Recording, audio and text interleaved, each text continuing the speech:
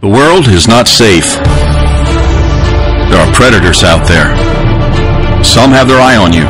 They feast on the weak, the unaware, and those who are alone. To deal with this world, you not only have to be fast, smart, and work within your giftedness, you must be part of a team. What happens when a man's not on a team? He's not in a herd. He's not in a group. He finds himself all alone. Guys, we become really vulnerable to predators. We get picked off by things spiritual and physical in our lives.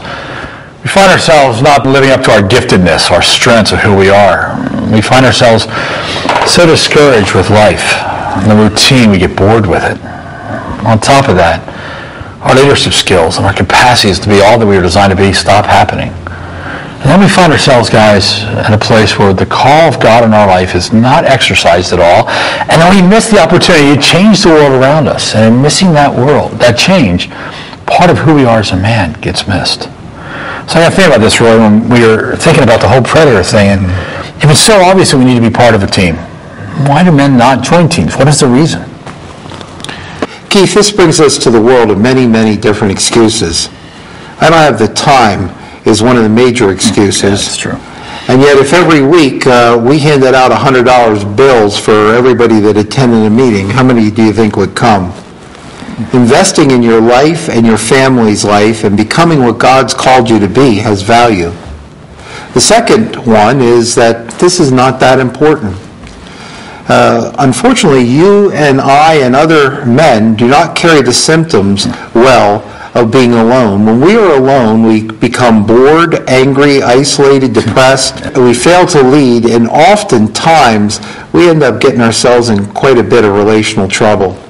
The third excuse is, I can't find a group of men. Really, all you need to do is to start with 3 other men, and it will grow over a period of time because other men will want to become part of your team as you grow together and demonstrate what it's like to have a manhood team in your life. The fourth one is, I don't know what we can do. And we at Knights of the 21st Century have fixed that because we have designed a program for you and your friends to get you to talk about what matters. So what would happen if men stopped using excuses? What if we got rid of those? What takes place?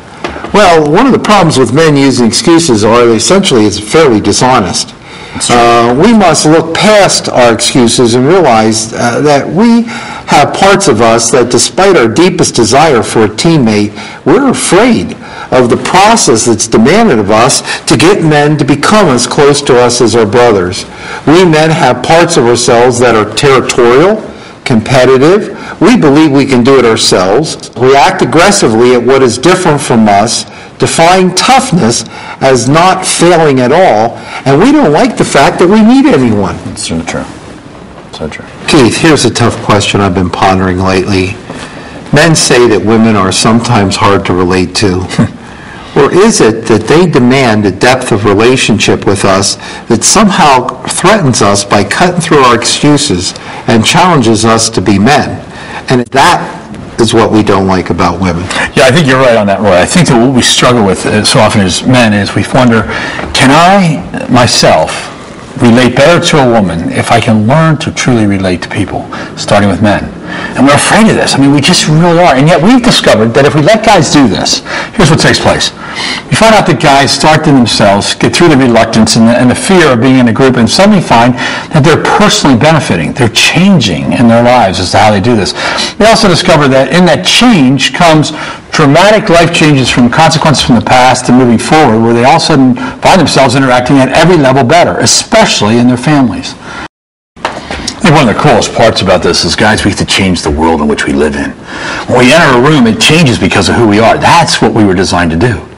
See, when we get together at Knights of the 21st Century, we learn some principles that teach us how to live as men and change the world around us, whether it's our families or the much bigger community at large. So, guys, one of the things that happens is we break and we go immediately to our campfires. And Roy, I was just thinking about this. Our campfire is kind of waiting for us right about now. It's probably time for you and I to think about going over there. You know, every time I come, I go, I don't need to go. You got the excuses.